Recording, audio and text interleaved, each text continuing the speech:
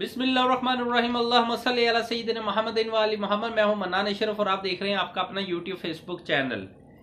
सबसे पहले जनरल फैज मीद की बेटी की शादी के ऊपर जनरल बाजवा साहब को घास क्यों नहीं डाली गई, ये बड़ा अहम सवाल था। राना सनाउल्लाह साहब ने ऐसा कौन सा बयान दे दिया कि हर तरफ शोर शराबा हो गया है। एक्सपोर्टर्स को किसने कहा कि तुम्हारा $500 नहीं है और तुम ऑर्डर लेने। बहरहाल ये भी आपको मैं बताता हूँ। ये जो है नई किंग पार्टी एक उसकी बुनियाद जो है रखी जा रही है और उसके अंदर बहुत बहुत बड़े बड़े जो है किंग मेकर जो है वो इस टाइम के ऊपर मैदान में आ गए हैं। इसके हवाले से भी मैं आपको बताता हूं कि इमरान खान की नंबर गेम इस टाइम काफी हद तक तब्दील हो गई। ये दावा कर लिया अपोजिशन ने, ये बहुत ज्यादा डिस्कस हो रहा है आजकल। डायरेक्टर आईएसआई नबी साहब की मौत की असल वजह है क्या, ये बहुत अहम सवाल है कि जी हमारा मारखोर जो है वो शहीद हुआ तो क्यों हुआ, किसकी गलती की वजह से हुआ, ये भी आपको मैं जरूर इसके अंदर बताऊंगा। और पंजाब में डालों की दोबारा सियासत शुरू हो गई।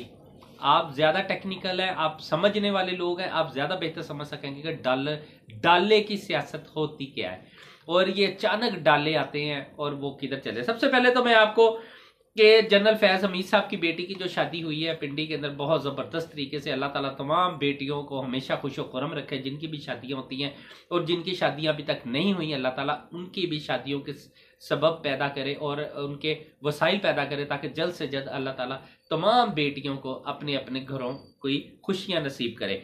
लेकिन जनरल फैज साहब की शादी के अंदर बड़े बड़े लोग आए जिसके अंदर मुख्तलिफ लोगों ने कुछ दावे किए। जनरल बाजवा साहब को भी बुलाया गया, वो भी तशरीफ लाए। इसके अलावा कुछ सियासी लोग, कुछ जर्नल्स जो थे जो रिटायर्ड जनरल वो भी आए और दीगर बहुत सी शख्सियात आई। लेकिन आपको मैं एक दिलचस्प बात बताऊं कि जनरल बाजवा साहब जैसी शादी में आते हैं और उन्हें बहुत कम लोग, खुसूसी तौर पर जो जनरल्स रिटायर हो गए या ऑन ड्यूटी है, बहुत से लोगों ने उन्हें इग्नोर किया और उनसे सलाम तक नहीं लिया, उनसे दूर दूर रहे हैं। ये कुछ लोगों ने दावा किया है कि जो लोग उधर मौजूद थे उन्होंने ये दावा किया है कि जनरल बाजवा साहब को बहुत से लोगों ने यानी कि इग्नोर किया। क्यों इग्नोर किया, ये एक अलग चीज है। इस वजह से कि जनरल बाजवा साहब से कुछ लोग ज्यादा खुश नहीं है, ना पाकिस्तानी कौम खुश है, ना सियासतदान खुश है और ना ही आर्मी के अफसरान, बहुत से लोग खुश है। इसलिए कि जनरल बाजवा साहब के दौर के अंदर ही अवाम में और पाक फौज के दरमियान कुछ फासले तय हुए जिसकी वजह से बहुत सी मुश्किल हो गई।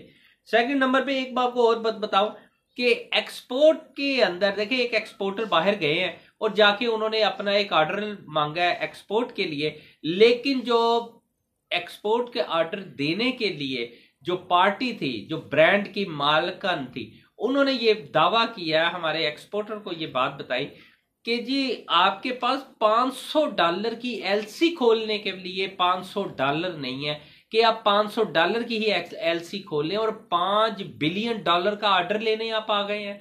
ये कितनी शर्म की बात है कि पहले अपने मुल्क के हालात देखें, पहले अपने हालात जो है वहां के देखें। वहां आप लोगों को अगर हम ऑर्डर दे भी देते हैं तो आप उधर से जो रॉ मटेरियल या दीगर चीजें जो बाहर से आनी है, एलसी कैसे खुलवाएंगे, रॉ मटेरियल कैसे मंगवाएंगे, मुख्तलिफ चीजें किस तरह मंगवाएंगे, वगैरह वगैरह। बहुत से ऐसे प्रोडक्ट होती हैं जो बाहर से आती हैं, उन्हें लाने के लिए आपके पास डॉलर नहीं है। और वाकई पाकिस्तान में से डॉलर जो है वो तो छू मंतर हो गया। डॉलर ऐसे पर लगा के उड़ गया है जिसके अंदर किसी सूरत समझ ही नहीं लग रही कि डॉलर तेजी से जा किधर रहा है। किसी ने दावा किया था कि जी देखें, पाकिस्तान एक एटम बम का मालिक, जिन्होंने एटम बम बनाया हुआ पाकिस्तान, उनके पास $4 बिलियन है सिर्फ। लेकिन एक इंडियन अदाकार है, उसके पास $8 बिलियन का वो मालिक है। ये बहुत बड़ी बात होती है। ये ट्वीट भी हुआ है और उसके बाद इस तरह के कितने की बात है कि हमारे साथ ये हो क्या रहा है, हमें किस हद तक यानी कि जलालत की दलदल के अंदर धकेल दिया गया कि आज हम एक एक डॉलर के लिए तरस रहे हैं। ठीक 3 हफ्ते, सिंपल 3 हफ्ते आपके मुल्क के पास है। 3 हफ्तों बाद लोग बैंक में जाएंगे, चेक कैश नहीं होंगे, एटीएम मशीनों के बाहर लाइनें लगी होंगी और एटीएम मशीन के अंदर से ही मशीन बोल रही होगी कि नहीं बाबा हमारे पास पैसे नहीं है, रकम नहीं है, लिहाजा रकम डालेंगे तो एटीएम मशीन चलेगी ना। फिर लोग उस टाइम तरसेंगे। ये बहुत खतरनाक हालात पैदा हो रहे हैं। अल्लाह ताला मदद करे। हो सकता है कि हमने अपने आर्मी चीफ साहब को भेजा तो हुआ है और आर्मी चीफ जो है वो लेके आएंगे सऊदीया से कुछ ना कुछ तो खैर की खबर लाएंगे, या वो यूए में जाएंगे, यूएई से भी कोई ना कोई खैर की खबर लाएंगे। हमारी ये बदकिस्मती है कि हम अपने आर्मी चीफ को आते ही ना ये मांगने पे लगा दिया है। अब हमारा आर्मी चीफ जब मांगने जाएगा, जब अपनी डिमांड्स या आगे से कोई डिमांड्स आएगी, तो लाजमी बात है जो आर्मी चीफ पैसा ला के देगा मुल्क को मुल्क चलाने के लिए, तो फिर अगर वो आर्मी चीफ अगर सियासत में भी पंगे ले या पंगे और चीजों में हो, देखे ना, अगर आर्मी चीफ सियासत के जोड़ तोड़ के अंदर भी शामिल हो जाए, अगर आर्मी चीफ कुछ भी सियासत के अंदर कोई फैसले करें, वो सख्त फैसले हों, कोई भी फैसले हों, या वो कहें जी इसे वजीर आजम बनाना है, हमने इसे वजीर आजम नहीं बनाना, तो बाबा माननी पड़ेगी, क्योंकि आप लोग इस काबिल नहीं है कि आप लोग किसी भी दोस्त मुल्क से या किसी भी मुल्क से आप पैसा ले सके। आपको अगर कोई पैसा नहीं देता, फिर आप मजबूरन आर्मी चीफ की मदद लेते हैं। और आर्मी चीफ जब भी कहीं मुल्क में जाते हैं, हमारी पाक फौज की इज्जत बहुत है पूरी दुनिया के अंदर। फिर लोग प्रोटोकॉल देते हैं, मुल्क जो दोस्त मुल्क होते हैं या कोई भी मुल्क हो, तो हमारे आर्मी चीफ को कभी मायूस नहीं होने देता। कभी भी आर्मी चीफ को वो बगैर खैर के, बगैर किसी चीज के जो है वो प्रोटोकॉल के बगैर नहीं आने देते। लिहाजा यही प्रोटोकॉल, यही इज्जत बहुत होती है कि आर्मी चीफ को पैसे मिल जाते हैं। लिहाजा एक और चीज है, किंग पार्टी एक बड़ी तेजी के साथ प्रमोट हो रही है पंजाब के अंदर, और किंग पार्टी के जो किंग मेकर है वो तो इस टाइम के ऊपर एक ही नाम है, आसफ अली जरदारी साहब, जो इस टाइम फ्रंट लाइन के ऊपर नाम आया हुआ है। उसके अंदर जहांगीर तरीन साहब, अलीम खान चौधरी सरवर साहब, ये अपना अपना किरदार अदा करेंगे। और ये जहांगीर तरीन जो है ये इस टाइम के ऊपर बना रहे हैं, अपनी पार्टी बना रहे हैं। ये बहुत ज्यादा चीज अकाउंट करती है आने वाले वक्त के अंदर भी, कि ये पार्टी जो है बेसिक पाकिस्तान तहरीक इंसाफ को किल करने के लिए बनाई जा रही है। उसके अंदर बेतहाशा पैसा इस्तेमाल होगा। जनूबी पंजाब से जो MP है तोड़े जाएंगे, वो पीपल्स पार्टी की तरफ जाएंगे। इसके अलावा मुख्तलिफ लोगों का ग्रुप बनाया जा रहा है। वस्ती पंजाब के अंदर से जो है उनके लिए पहले ये प्लानिंग थी कि जी उसे नून लीग के अंदर शामिल कर दे, लेकिन अब जो है एक पार्टी बनाई जाएगी जिसके अंदर PTI के नाराज अरक जो MP है, मुख्तलिफ लोग हैं जो MNA है, उन्हें शामिल किया जाएगा। और उसके बाद उन्हें जो टिकटें दी जाएंगी उसके अंदर एडजस्टमेंट होगी, नून लीग और पीपल्स पार्टी एडजस्टमेंट करेगी। और ये बहुत बड़ी प्लानिंग है। लेकिन आपको मैं बता दूं कि फ्रंट लाइन के ऊपर बेशक आसफ अली जरदारी साहब का नाम है, लेकिन बैक डोर के ऊपर जो सेटअप चल रहा है उसके अंदर कभी भी ये इतना बड़ा सेटअप, इतना बड़ा काम जो है ना, आसफ अली जरदारी साहब नहीं कर सकते। कोई ना कोई ताकतवर शख्सियत इसके पीछे जरूर मौजूद है। बहरहाल आने वाले वक्त के अंदर उनका नाम जरूर आ जाएगा।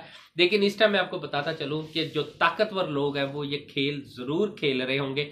और एक नई तहरीक का आगाज हो चुका हुआ है पाकिस्तान में, एक नई पार्टी का आगाज हो गया और उस पार्टी को बहुत जल्द स्टैंड किया जाएगा।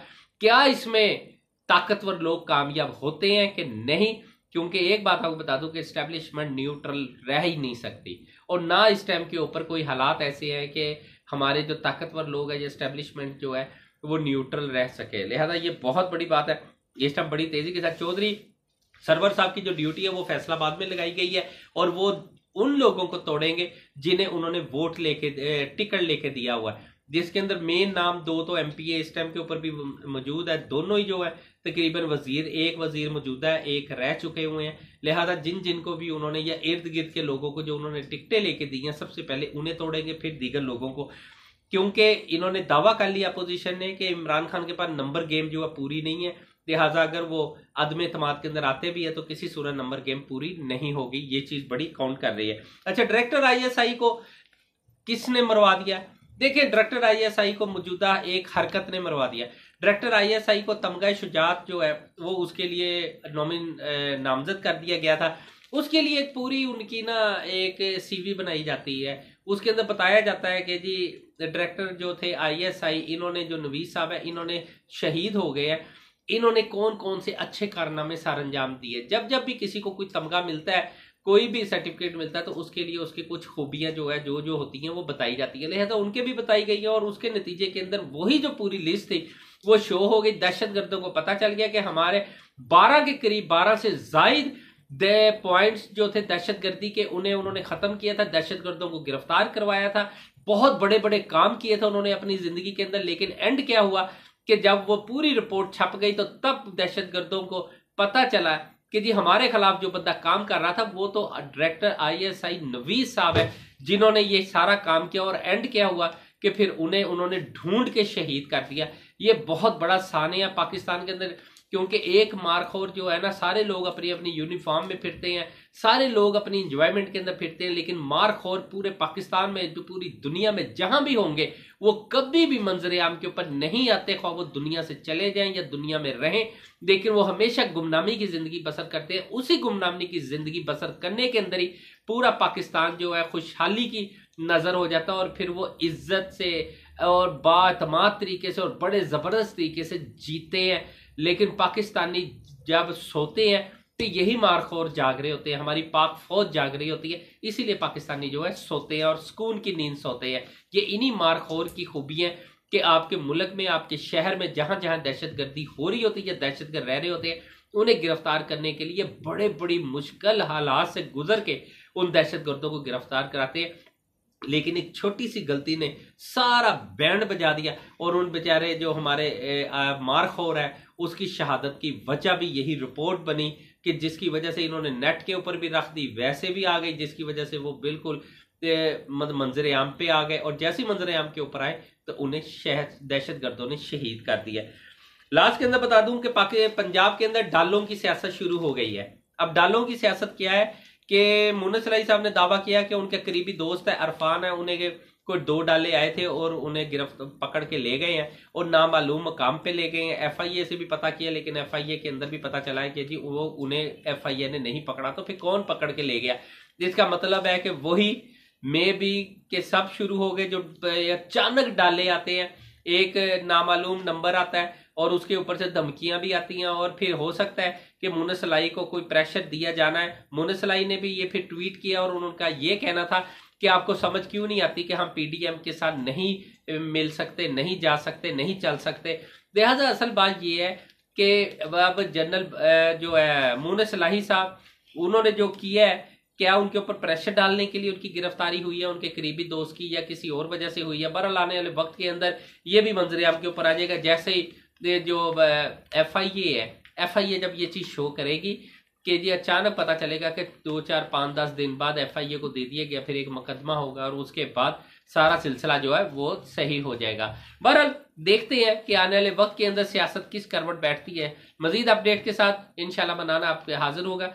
अल्लाह आपका और मेरा हामी और नासिर हो। अल्लाह हाफिज। अपना चैनल का जरूर ख्याल रखिएगा।